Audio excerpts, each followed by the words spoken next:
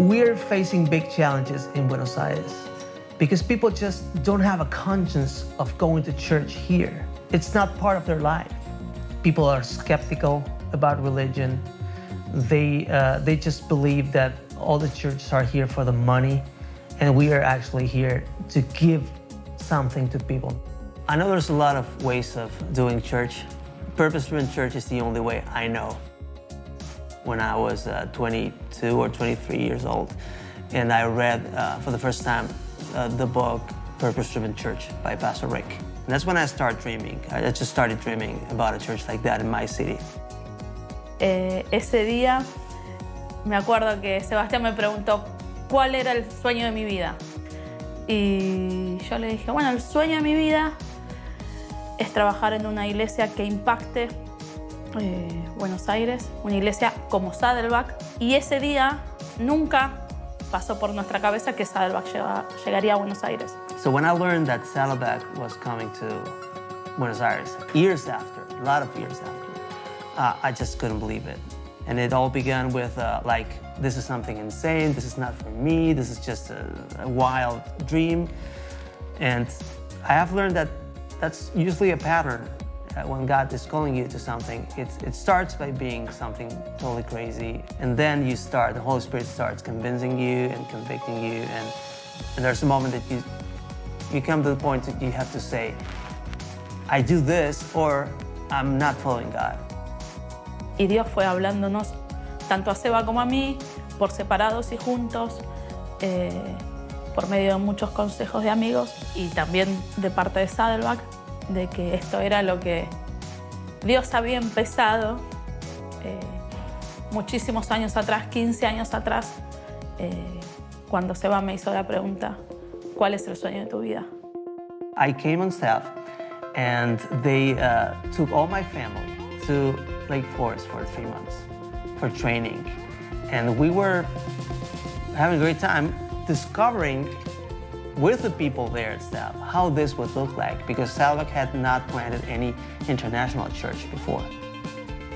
It was a strange situation. We had been commissioned by all Saddleback staff. I knew that I had 5 months to launch the campus. I needed to find a place, I needed to find staff, I needed to find volunteers, and I needed to find people that were interested in this project. Fue esa primera vez en esa reunión donde vimos 12 personas interesadas. Fue increíble cómo personas podían compartir, he estado esperando un momento como este. That's when I explained the Saddleback vision for the first time. The 5 purposes, the seeker-sensitive Saddleback Church. And those people said, I'm in for this, we're gonna follow you. And I said, this is gonna work, this is gonna work. Una de las cosas que descubrimos como grupo inicial es ir y hablar y escuchar cuáles eran las necesidades. Y una de las necesidades era la iglesia es aburrida, la iglesia no es para mí, yo no encajo en ella, me exigen mucho, esperan cosas que yo no puedo dar. Y la propuesta que entonces presentamos era una distinta. Realmente era exactamente lo opuesto a lo que por la cual ellos no iban a la iglesia. So we kept growing. We started doing some bridge peace events, trying to meet felt needs, anything that people would enjoy and need. And I would say, by the way, we are a church, and we're doing this because we love you and we want to equip you, and we believe that God has great plans for your life. So if you don't mind, we're gonna write down your email address, and we're gonna let you know when we start the church. One of the first things I had to do when we got here, and we had only 5 months to launch the church, was finding a place where we would do church. And that was not easy at all. And I personally walked in probably 40 or 45, maybe more, different buildings and venues, trying to see if we could start Saddleback there. We found this hotel.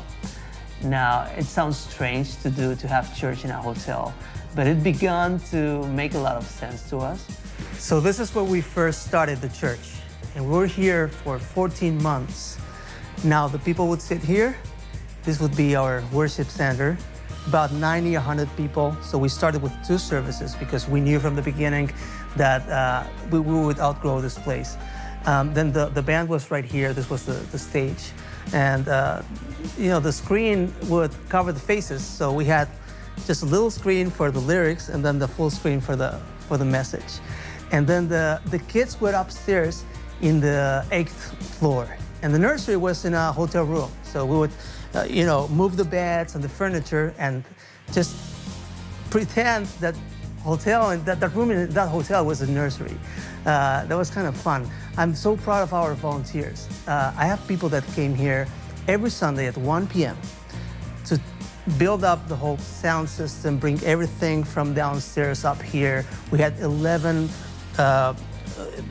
cases with wheels, and there was so much going on. And then the same people would tear everything down, put it downstairs in the storage, and leave the hotel about at 10 p.m. It takes a lot of volunteers to start a church. And you will find volunteers that will be part of this only if they're committed to the vision and out of love. No one would have done this if it wasn't for the love they have for the vision, for the Lord, and for Saddleback. I knew that we were going to outgrow the space at the hotel. It was meant to be temporary. We couldn't operate there for too long. So I kept searching for places. And we had 3 possibilities. And we were almost signing the deal. We giving some money to the landlord to secure the deal. But somehow, and for different reasons, those 3 deals fell through. One day, a member of the church calls me and tells me, I have seen this new place that just came out to the market last week. And it looks good. It's a corner, it's well located, and it just looks good in the pictures. So I remember when I visited the place, and I was like, oh no, this is at least twice better than the one I thought that was perfect.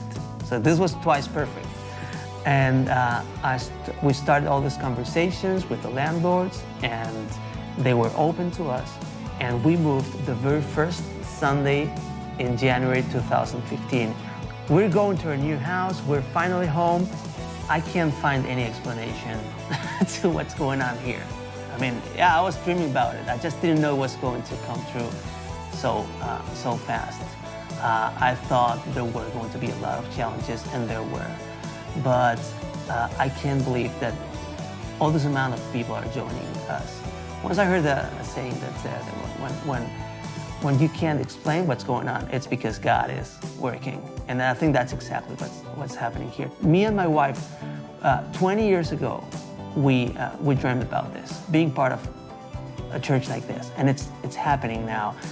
When I think about the present of the church in the future, I just can't imagine what God will do if we keep being faithful to Him.